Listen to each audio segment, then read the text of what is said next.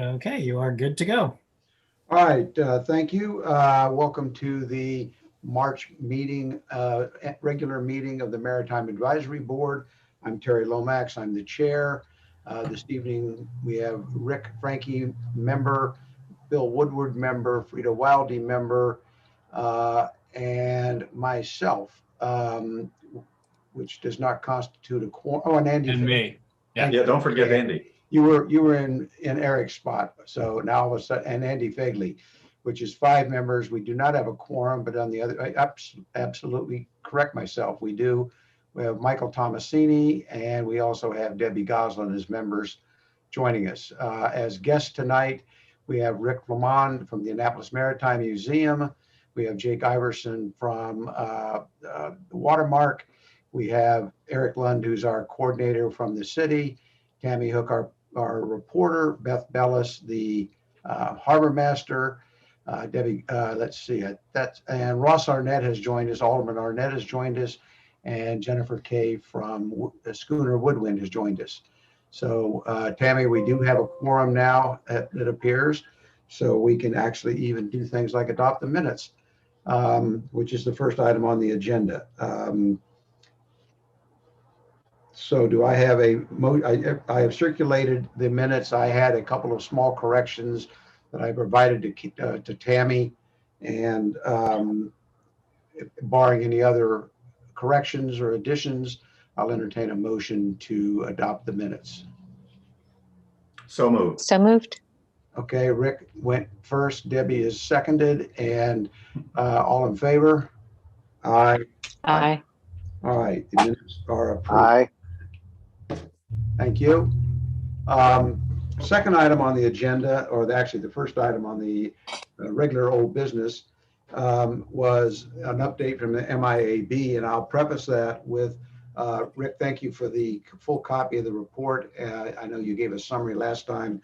Everybody has a copy of that. It was interesting to see some of the numbers and some of the recommendations.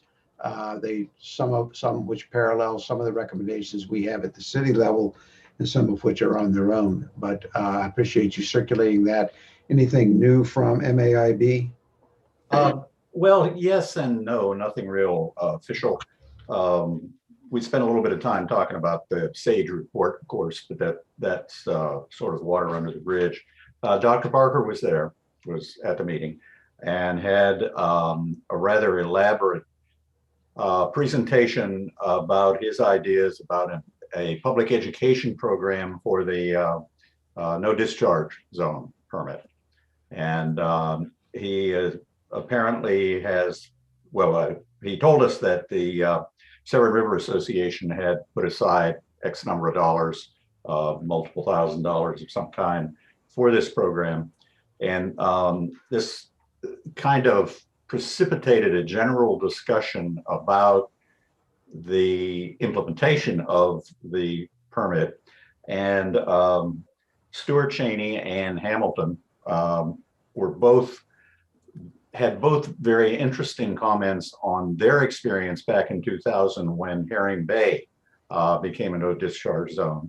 And their feeling was that it is DNR's responsibility to do the education.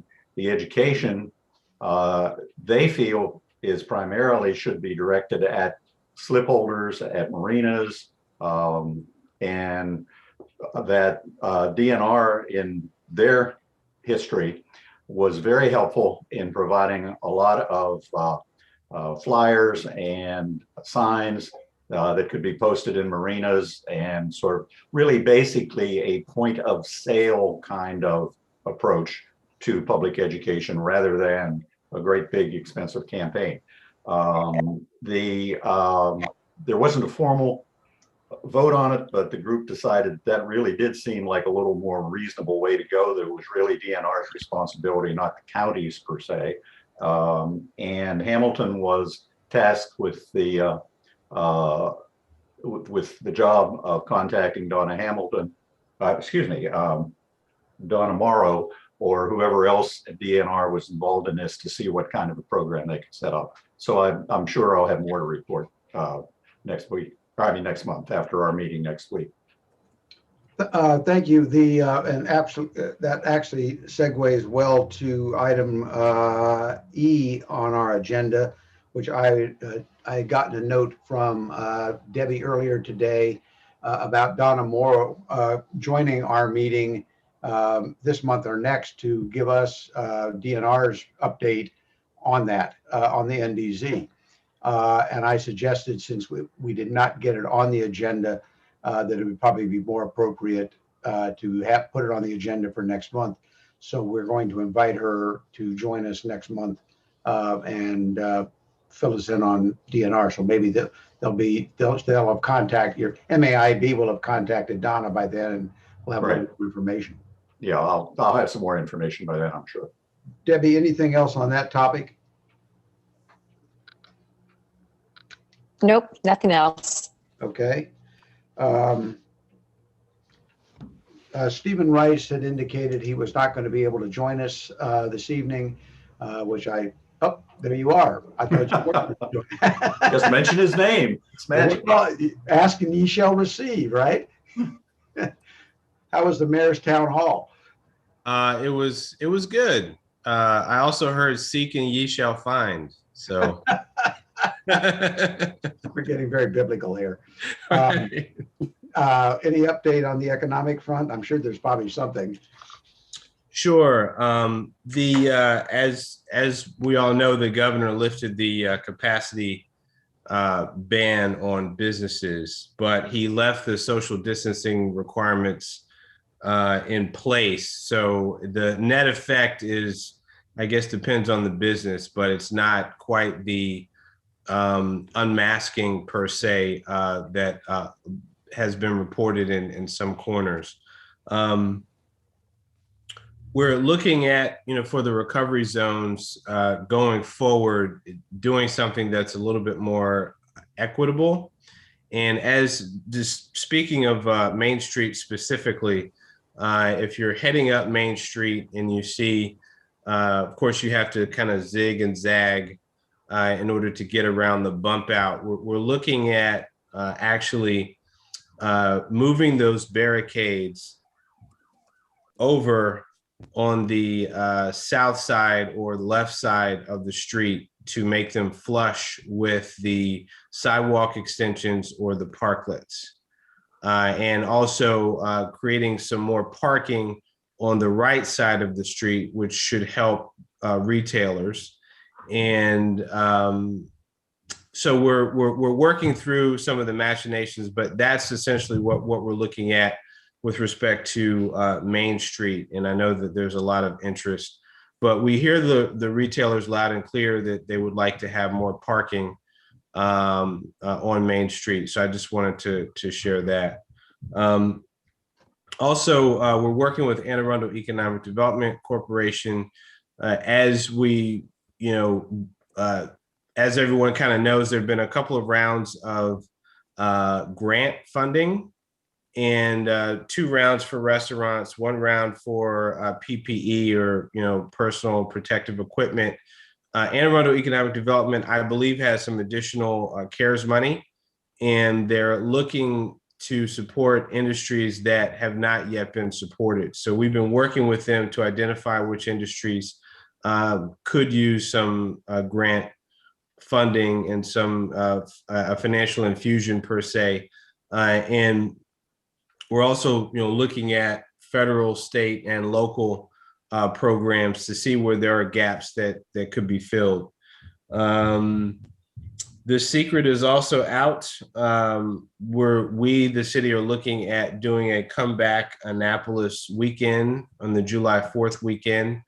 What has been discussed has been a parade, maybe some sort of music festival, and the desire is to have events in each neighborhood throughout the city. So it's really a citywide kind of celebration. So the somehow that it reached the Capitol Gazette, and there was an article today, so I feel comfortable talking about it.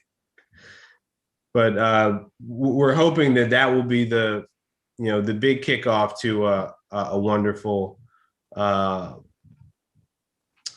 pathway towards normality, so to speak. So those are the top things that I have. You're muted, Terry. Oh, and we're also working with Maritime Task Force as well, providing a lot of support for the work that the task force is doing, working with Eileen Fogarty and many of you. Stephen, let me comment on two things. One is on the reaching out to businesses with respect to either grant money for PPE, et cetera. And I'm not sure that the direct economic relief would be really necessary, or at least a priority. But we are coming into the opening up of the spring boating season, or 2021 boating season, and a lot of the working marinas are starting to ramp up in terms of employees, in terms of service work, et cetera, which engages more employees, but also engages more contact with customers. And it might be worth reaching out to some of the major ones, at least, to see whether or not there's anything that they might need. They don't always come to mind as a retail business, but they do.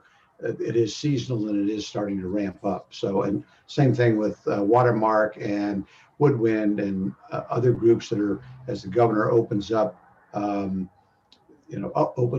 capacity in various ways, that those businesses may benefit from some additional PPE or whatever. The other thing, with respect to the 4th of July, you might consider reaching out to Eastport Yacht Club, Annapolis Yacht Club in particular, to see if they have any interest in organizing some type of a boat parade or similar event prior to the fireworks or somewhere along that, as part of that reopening. We obviously lost the Blue Angels last year. We lost the Lights Parade. And so there may be some interest in either one or both of those organizations in putting together something through the harbor or whatever, in conjunction with that 4th of July weekend. No, those are great ideas. I actually heard from Mike Tomasini recently about, making sure that we pay attention to maritime businesses, and and so we passed that recommendation on to Anne Arundel Economic Development. But it is a good idea to survey some boat businesses to see what sort of grants would be most beneficial to them. So I'll definitely follow up on that end. And we actually have had some discussion high level about doing a boat parade or something of that nature for July 4th. But it's been high level. So I'll make sure we drill down and connect with Eastport and Annapolis Yacht Clubs. And both of those organizations are pretty adept at being able to organize, particularly Eastport Yacht Club, because they do the Lights Parade every year. So they have a protocol and a system in place where they can pull it off, sort of a model, I guess you would call it, if nothing else. Mike, you started to say something, and maybe Stephen already said it. Anybody else have any questions or comments for Stephen? Freda? I do, yes. How many years has it been since we've had the blessing of the fleet in the harbor? I thought that was always a really good event to attract tourists to and their wallets downtown. It's been several years at least, as I recall. I got here in 2019, so it in July, so it probably was before then. Well, and that might be something that could be, worked into the 4th of July weekend. It doesn't have to be a particular weekend, but it could be something worked into the 4th of July weekend. Then, and Rick, is that with clergy? I don't remember. Yeah, it was. Yes. Oh, Yeah. okay. Okay, Stephen, while you're doing this outreach, don't forget Seafarers Yacht Club over in Eastport. Okay. Anybody else have any questions? Oh, actually, I had one other question. So you mentioned some modifications on Main Street. This is a question I ask each time. Is there any indication that there's going to be any modifications, say to 4th Street or some of the other recovery zones, which have, outdoor dining or dining in particular on sort of public spaces? Well, the recovery zones are authorized by the state of emergency, and the state of emergency, as I understand it, and Alderman Arnett can correct me if I'm wrong, I believe is tied to the governor's executive order. And so we don't have any plans yet to make any sort of modifications to the any other recovery zones at this point. We're planning to essentially operate until we can't. Once the governor's executive order is rescinded, the sunsetting of the mayor's state of emergency, I believe the recovery zones have 30 days to operate before they have to shut down. That's the current timetable. But we're pretty much looking to keep everything in place for as long as possible, because we've gathered that there's, one, there's definitely a lot of support, but two, the businesses still need the expanded capacity. Just what I was saying kind of at the top of the report, the governor has increased the capacity limits to 100%, but the social distancing requirements don't allow any business to actually reach that 100%. So it's the need is still there, I guess is what I'm saying. So we don't really have any plans to make any big changes except for what we're looking to do at Main Street right now. All right, thank you. Anybody else have any questions or comments for Stephen? All right, Mr. Arnett, any update on this, the city's state of emergency? You're on. Yeah, I think the city is still pretty much in critical condition. Now, in fact, I had meant to ask the mayor. I think that the last thing the council passed was that the city state of emergency would extend 6 months after the end of the governor's state of emergency. And I think the mayor believes there's that latitude to do that. So I think what Stephen said is correct. There's probably going to be a tendency to keep things in place as long as possible. Quite frankly, I love the optimism about 4th of July, but with all the variants, I'm not counting on it. We'll see, particularly as Europe is now closing down and various other things. So 4th of July is a nice hope, but I'm going to wait until it actually happens. All right, let's go to Duncan was going to give us an update on the comprehensive plan status. He is not here. Stephen, I don't know if you know.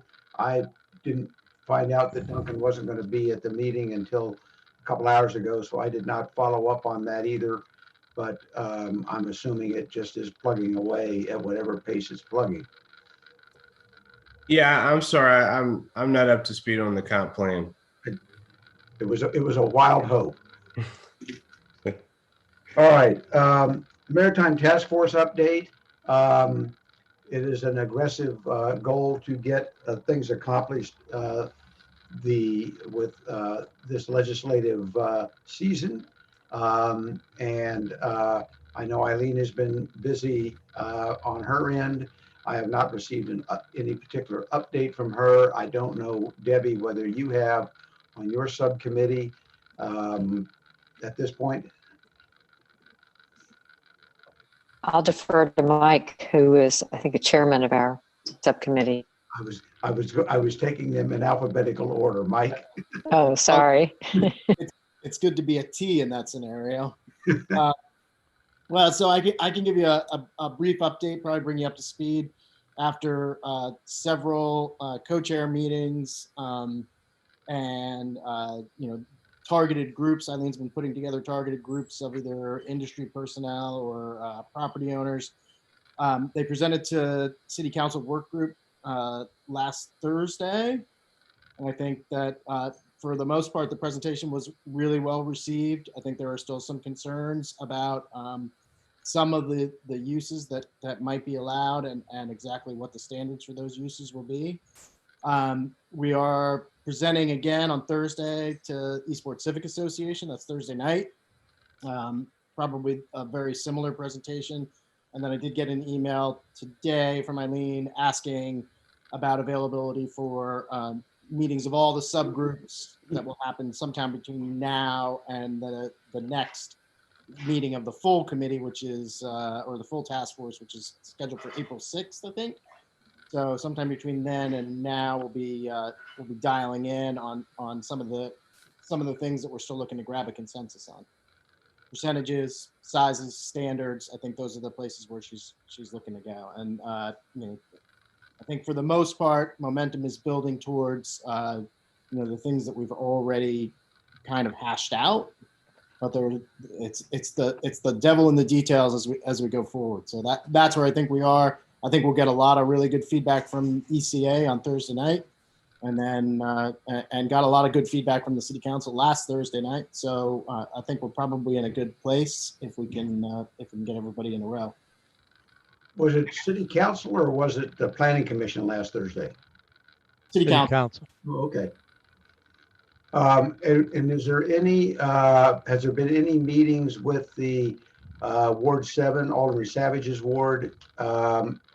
I don't know that they have as robust a community association as, is exists in Eastport or downtown.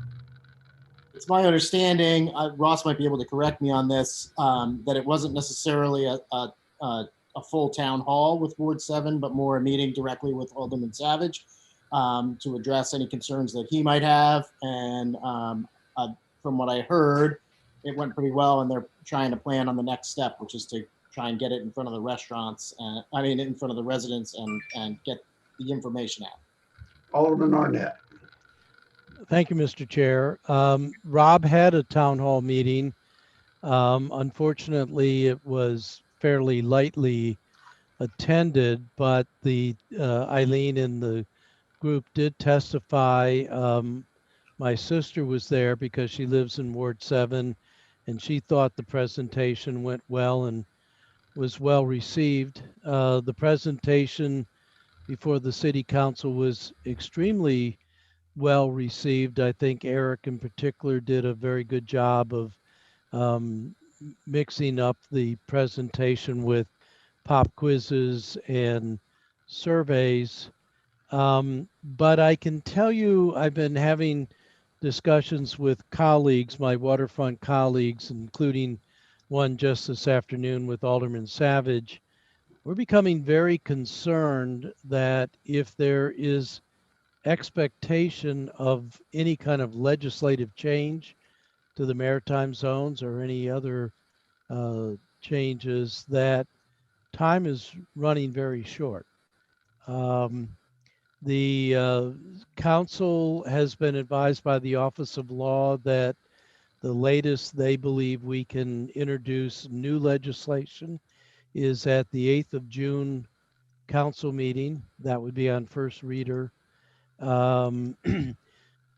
If there's legislation that is an ordinance and is affecting Title 21, which most assuredly there would be, that would have to go to the Planning Commission, have a Planning Commission hearing, come back to the City Council, have a public hearing, then go to council committees, the Rules Committee for sure, which is one I sit on, and they'll have to work their magic and then work up amendments. And so it's a very, very short time frame to get legislation done in this term.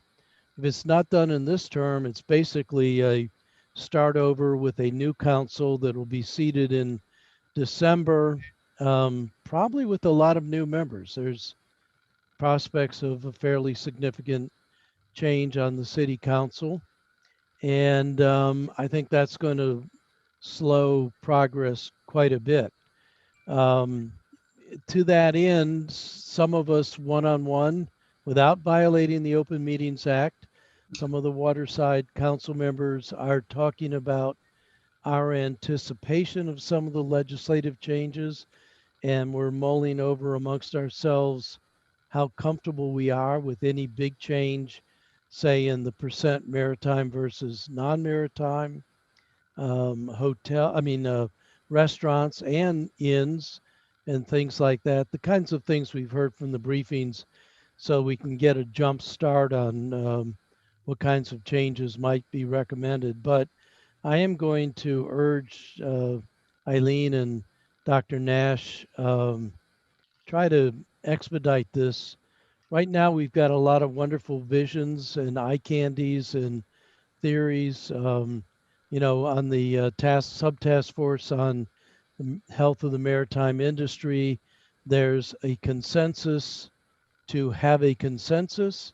But I was at that subcommittee meeting where Patrick Shaughnessy in particular said there's no meat there. We don't really have specifics of things to do to help foster the maritime industry. And that's something that's very important to me.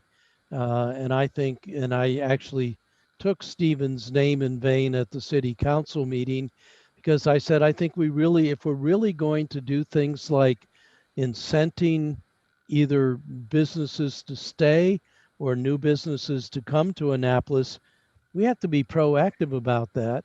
Patrick talked about being approached by France to move Phare Design to France. Newport actively recruits businesses. And if we're really serious about maintaining our maritime businesses here, our maritime industry, we can't just throw eye candy at it. We're going to have to throw substance at it. And I, for one, would really look to this body for some help in thinking about that.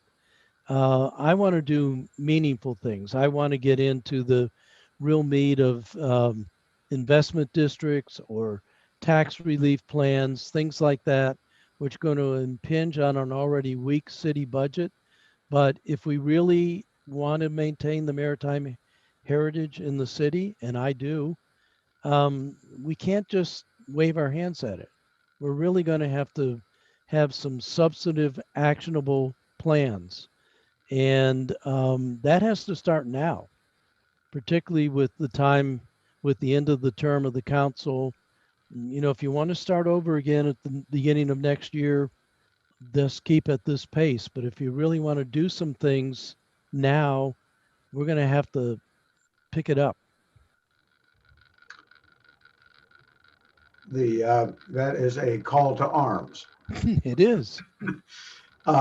Stephen, let me ask you, since Ross brought this up, can you take a look and see, for example, what does Newport do in terms of marketing, soliciting businesses, how they have it structured, and maybe get back to Ross and me, and then I don't want to wait necessarily until the next MAB meeting, but maybe that'll give us, I could circulate them to the board and we can start giving some thought to, as Ross said, some of the more meatier things that have a longer term, might have a longer term effect.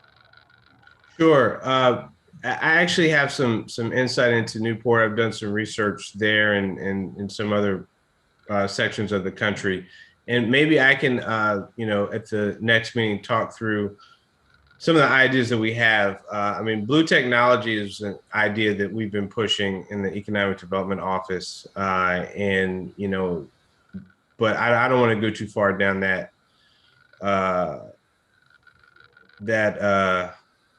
in that direction, I guess, at this point. But it probably would be good to talk about some of the ideas that might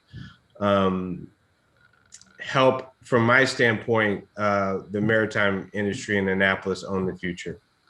All right, that would be helpful to I think, for us to start thinking about the bigger picture, which would probably transcend the immediacy of the legislation for that the task force is working on, but at least we need to start plugging that in onto our agenda. But Terry, if I could interject, Sure. this is also budget season. The departments are going to be submitting their budgets fairly soon. The mayor turns his budget over to the council. First meeting in April, the finance committee works on it, makes its report to the council in May, the first meeting. But some of the things that I think Stephen is going to need to have is financial resources, but also any kind of plans that we have for tax relief or business investment districts. That'll have budget consequences, and that really needs to be folded into the mayor's budget.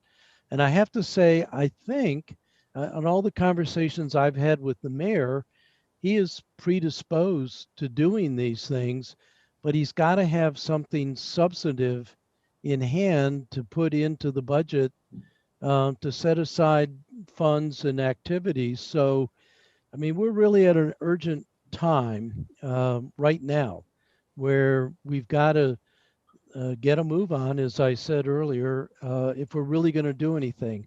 Otherwise, this is just going to be another one of those maritime studies. Task force report goes on a shelf and nothing happens. And I don't want to be part of that. And I don't think you all do either want to be part of that. But we're going to need to help each other and bring some pressure, make some visibility to these initiatives. Right now, this is the time right now. So Stephen, to that point, does, I don't know that anybody on this committee, and I don't know whether there's anybody specifically within the city that has had hands-on experience with setting up, economic development zones or whatever you want to call them. We've talked about in the past the fact that we have maritime zones that would be, that because of the way they are, the zoning is, they are discretely defined and specific, and to be able to drop an economic development concept, zone concept on top of those zones or with using those zone boundaries, at least would be a start, because we already have some defined areas.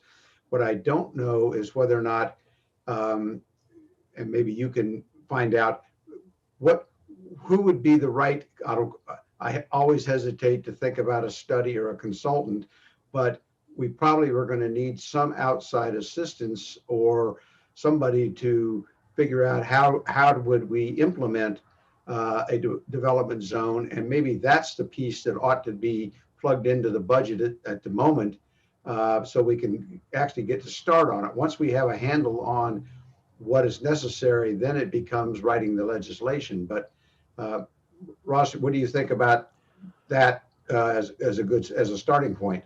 I think that, but also you have John Hammond in the co-chair of the Maritime Task Force with Will Scott. John knows about these things. We have Larry Shubnell, who is quite expert. I don't think he's on the committee, but he and John do a lot of work together.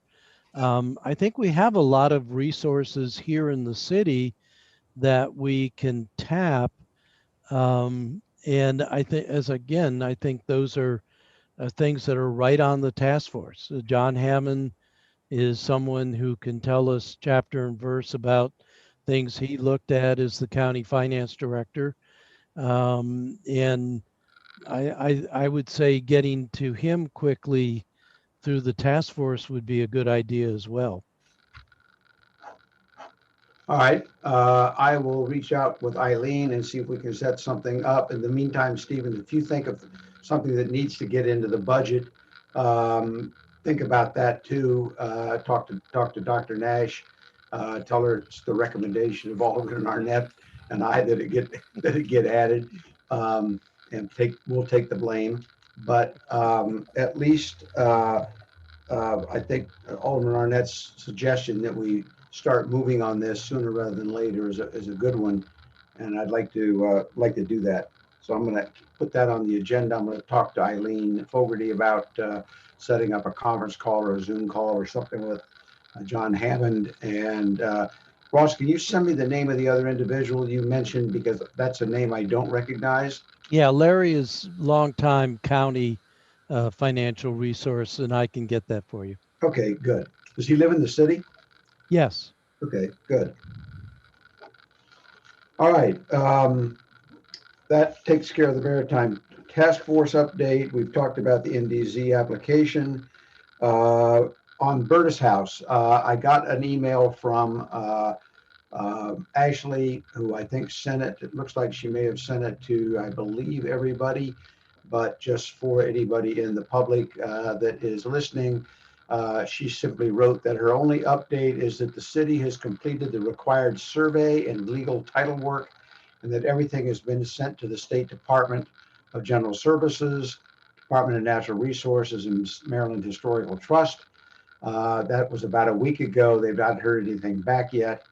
And once everybody blesses off on the required survey and title work, we would expect the title will be transferred, and then it'll be the job of the city to work out what they're going to do with both the Burtis House itself, as well as the accessibility of the dock for a variety of things that the City Dock Action Committee actually included in their recommendations as to future uses, broad spectrum of uses across the board for that what I call the Burtis dock, but the dock in front of the Burtis House. I don't know if anybody has anything to add to that or any questions, but that was just the update from Ashley.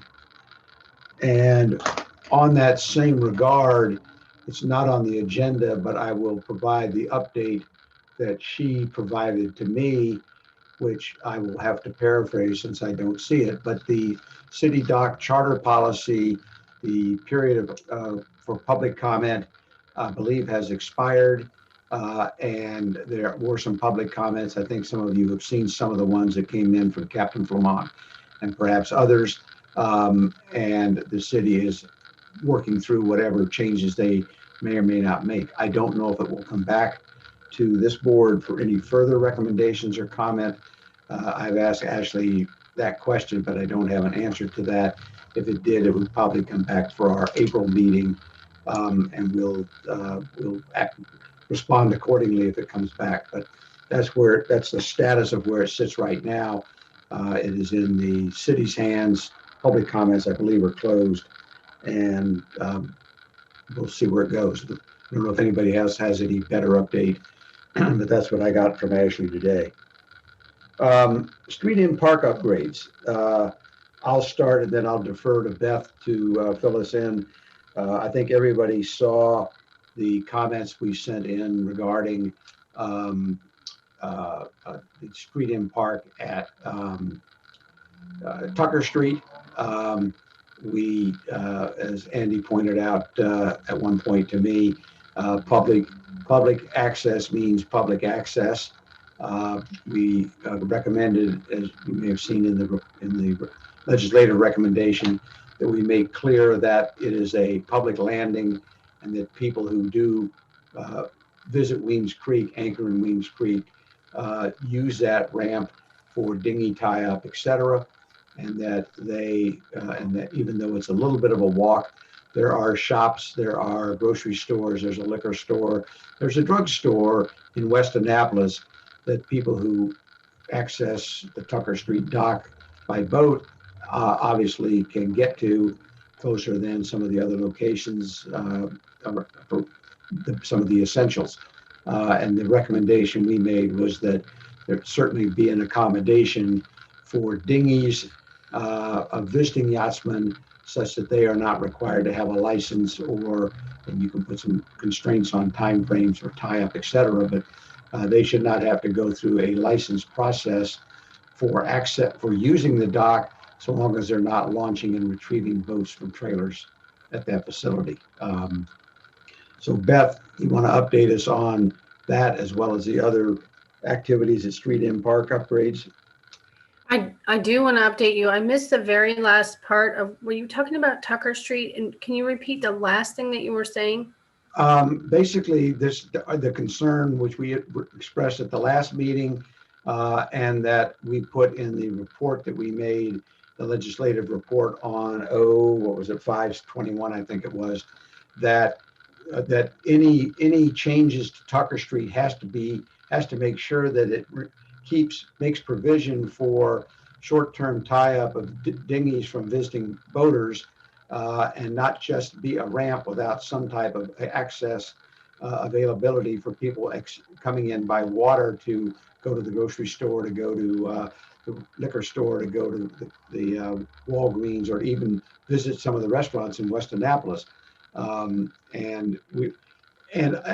sort of coexistent with that is that those vessels that the legislation made clear that those visiting dinghies are not in the same category as launching and recovering from the Tucker Street, and therefore should not be required. It should be clear that they do not need a license, pay a fee and have a license just to be able to tie up a dinghy while they go ashore at Tucker Street. I understand the rationale behind the licensing and sticker procedure, or whatever the city might come up with for people who want to launch boats, bring trailers down, and the impact that might have on the neighborhood. But we were adamant that there be an availability to tie up visiting dinghies from boats that are anchored on Weems Creek. Sure, and I think the city would be in agreement. I mean, I certainly would be in agreement with that. So as far as street ends goes, we have a lot of good news. We have more than $650,000 in grant money, and we finished Lafayette. We did a floating pier there. We're hoping to do a living shoreline there. We don't have news on that yet. But you mentioned Tucker Street. That's not grant funded, but that's in our crosshairs to get done. Cheston is in the works. The bulkhead there is failing, and we want to repair that, put in a new rain garden and a floating dock.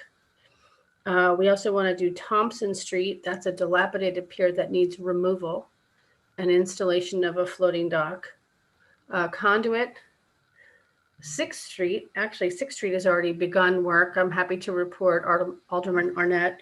3rd Street on the Spa Creek side, and Amos Garrett, and a new parking lot for Truxton Park. So it's a ton of projects, and it's just happened because I've been there long enough that all of my efforts are coming to fruition at the same time. So there's a lot of juggling, and there's a lot of help that I need from Public Works, but I can't promise all those projects will get done. I'm not certain there's not going to be some weird stormwater thing or some problem or not enough financing, but that's our plan. And we have them in a priority order. So I'm excited about the changes. You mentioned 3rd Street. I think I did copy you on the letter I sent to Public Works about Scott Allen's comments at the last meeting about the nuisance flooding there, to see if anything could be done. I don't think I did not see a response back, but hopefully they at least got it. And to the extent something can be done with 3rd Street, that probably would be helpful. But I realize that's probably a budget constraint also. The other question was, as we'd heard from Jackie Guild last week about Hawkins Cove, and I think the deadline for the submittal of that grant application was earlier this month. The MAB did send a letter of support to the Chesapeake Bay. It was at the Chesapeake Bay Trust, I think it was, that she was putting that grant into. But do you know whether there's been any more update on Hawkins Cove? I don't, and I'm working on so many different projects. I'm not entirely sure what that one looks like. So that's the one that's at the end of, I don't even know the name of the street off the top of my head, but where the HACA offices are, at the headwaters. Hawkins Cove is the little cove that goes up. If you were to go past the Truxton boat ramp to the left, up that silted in cove, that's Hawkins Cove. And I definitely don't have an update on that. Okay.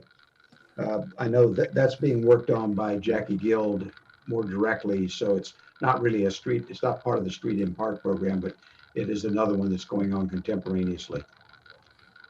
Terry. Yes.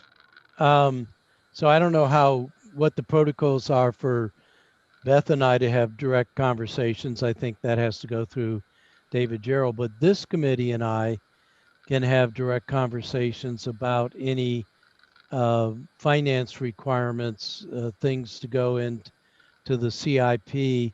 But I can tell you that water access, things like floating docks and so forth, have become quite topical with the city council.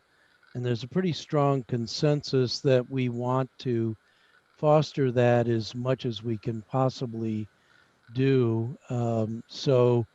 If this body could remember that I'm an advocate for that and feed things to me, I can then get it into the budget. So Beth, I would look to your input to us, and so I can be the feeder of information. Sure. I mean, currently I don't have a project that isn't funded other than Tucker Street, and I'm told that the city already has money set aside. So everything is either at least preliminarily funded. So like, for example, 6th Street has $99,000 to start doing their architecture and engineering. And every year I get to apply for another 250,000. And so if projects aren't done, I keep asking for the same projects so that I can complete them. So at the moment, I appreciate that help, but I don't know that I need to ask for budget money, because I think that DNR will keep coming to the table as long as we keep our focus reasonable. Well, if you go off the call this evening and say, oops, I'd like to have, it would be nice, we could have one more project funded by the city at X, then let me know and I will take it up with Alderman Arnett. Certainly. I definitely have a group at Monticello that wants improvements, but frankly, their street end is not nearly as needy as other street ends. So they're on my radar, but not for the next 2-3 years. Okay. Hey Terry, it's Mike. Also, this has been a really big focus of the task force, especially my subgroup, and definitely when we had the co-chairs meeting a few weeks back, as we were preparing to present to City Council and ECA, we know that the task force knows that the street end parks and the public water access, not just the street end parks, but all the public water access in the city, is a real hot button. And it's something that we need to improve. And there have been a lot of discussions leading to a consensus on how to enhance what we have, acquire more if possible, and possibly partner with private entities within the maritime districts to improve water access across the city. So it's really coming to a head, I think, which is good. That's great. I mean, that's those of us that boat have water access, although I suppose if you look at it in a pragmatic way, we pay for it because we pay for our boats. But to be able to accommodate public access to the water, across all parts of the community is that's what Annapolis should be about, and we should pursue that. And I'm glad to hear the task force is doing it. And Beth, thank you too, because we have what, 27 or 28 already designated city public street, call them street end parks, street end access, whatever you want to call them, access points. And that's a lot of access points that a lot of people don't know about. And as they become upgraded, hopefully they'll get more use too. All right. I mean, what I would say is the hardest part with the projects is that we need to have a city engineer helping with every one. And so they're pretty heavily tasked. So that's the hardest part, is for me to bring in these engineers and say, hey, this is what I'm thinking of. Will this work? And also, what are the stormwater concerns? And so I don't know all the stuff that the engineers know. So it's hard to get together, and it's taken me a few years to learn the fastest way to get the projects done. And so I'm in a good place right now, but I would say Public Works, they're pretty stretched. All right. I guess we put in another engineer in the city budget, right, Ross? Now, I would just put a bug in the mayor's ear. This is important to him.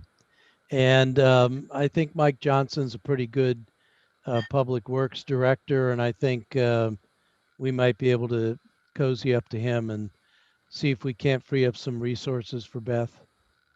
Would be great. All right. Anybody else have anything for the good of the order this evening? Yes, Freda. Up. We'll go. I'm going across my screen. Freda? Okay, thank you. I just wanted to bring everyone up to date. There's going to be a really cool maritime event this Sunday afternoon from 2 to 5 p.m. at Forward Brewing, that new brew pub on 4th Street in Eastport.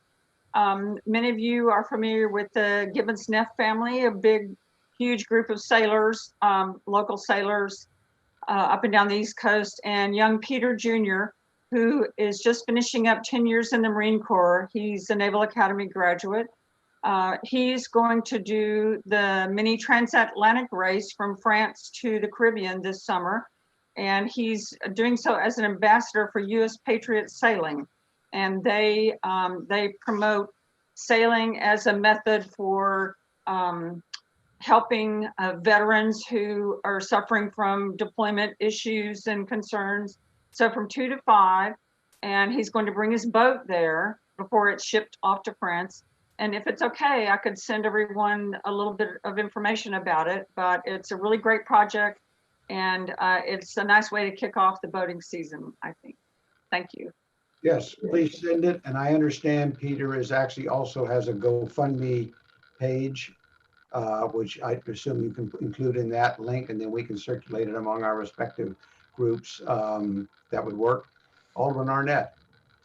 Thank you, Mr. Chair.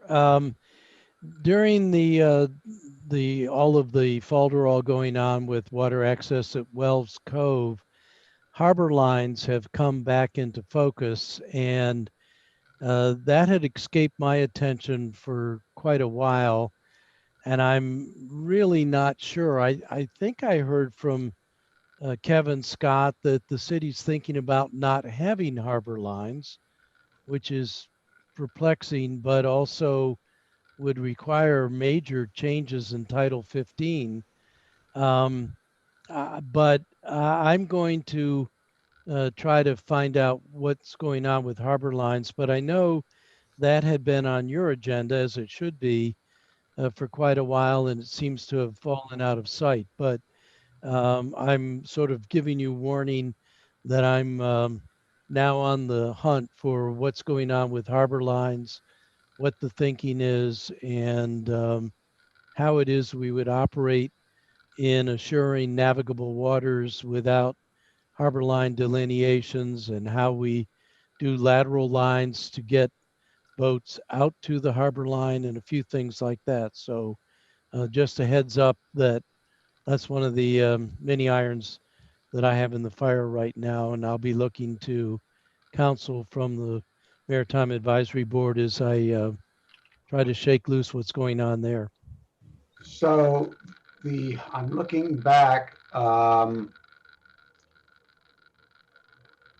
We had, it was on the agenda, I want to say maybe up to about a year ago. And we actually had a presentation by Sean Wampler from GIS, who had been working on the updated harbor lines that are drawn with a sharper pencil than the last ones were. And and then I was quickly trying to look back to see where it dropped off the minutes.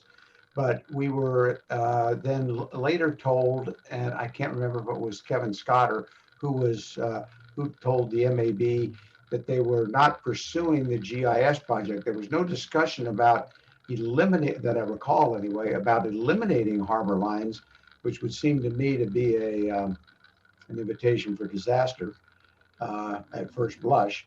But I'm going to put it on the agenda for the next meeting, and we'll keep it on the agenda and see what we can find out as to where we stand on that. So I can Thank you. speak to that briefly.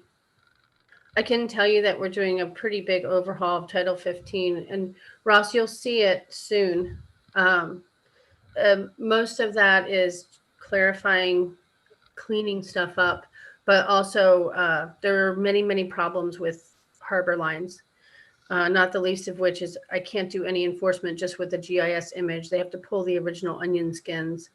And so there's some discussion about using setbacks, the same way that the county does. And so because I'm not an engineer, I don't think I could speak very intelligently about it. But the theory in my mind makes sense based on the particular enforcement cases that have been very challenging. So that's what's being discussed, and Sally Nash and Kevin Scott are working on what those Title 15 edits might look like. And I have confidence that they might have some great ideas. Well, I look forward to hearing about it. Revisions of code really are the province of the council, so it'd be nice to get an inkling of what they have in mind. But also as a mariner, I have a little more skin in the game, so I'd really like to know how we assure.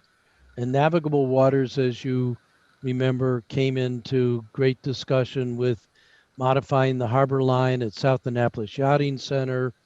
I know Carty Templeton is considering modifying her harbor line. So does Tecumseh. There's several people who are out of compliance with the current harbor lines. I thought the work that Sean did was more precise. So, and I know that back when John Harrison was here, and after Kevin took over from Frank Biba. Frank Biba, thank you, in my senility, that Kevin really did do a big scrubbing. And I keep saying to him, let me know when you want me to sponsor that legislation. But it keeps coming up and is a rub when you're trying to do with the port wardens lateral lines that assure access to the harbor lines. And we're dealing with harbor lines as of 1980, but also it comes up when people approach me or any of the other waterside aldermen and want to modify their harbor line, and we don't know what the status of the harbor line is. It's problematic, and both Carty and Tecumseh are proposing changes to their harbor line. So it's something that does need to get addressed with some alacrity. I think Dr. Nash is going to have some good thoughts soon. I have just one or two more things if there's time. There's plenty of time. So the city has decided to put a contract out for pump out labor. And the reason is, as I understand it, the Office of Law doesn't think that the amount of liability that we're carrying, especially after COVID, is good for the city. So tomorrow there's a pre-bid meeting, and there are only 4 interested parties, as far as we know, that might come to the table to just provide labor. So our team is going to continue. If this goes the way the Office of Law would like it to go, the city will continue to house the boat on the jet dock. We're going to prescribe exactly how many days they have to service you. We're going to help train that staff, and we're going to fuel, oil, and service the boat. And this would be probably the first step that the city's going to take to ultimately turn this over completely to a contractor. So we don't know if we're going to get a successful bidder. My hunch is we don't have a lot of time. But if anyone on this board knows of anyone that might be interested in that, I think that, the administration will be quite pleased if we could make at least one step in the right direction. Beth, does the city handle the dispatch?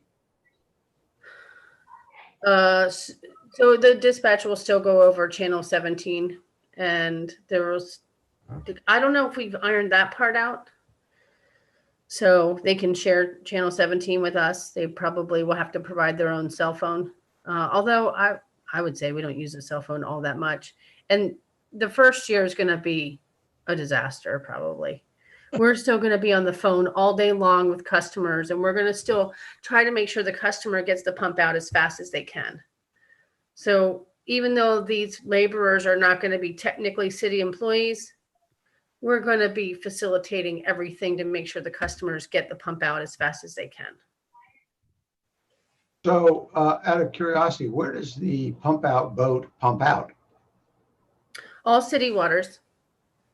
No, I don't mean. At the other end. Empty. Where does it discharge? I mean the other end. So we pump out at Annapolis City Marina Okay. during the on season when they're not winterized. And when they're winterized, we pump out directly into the city sewage. So none of that will change. Okay. Fueling won't change. I think they also probably use Watergate.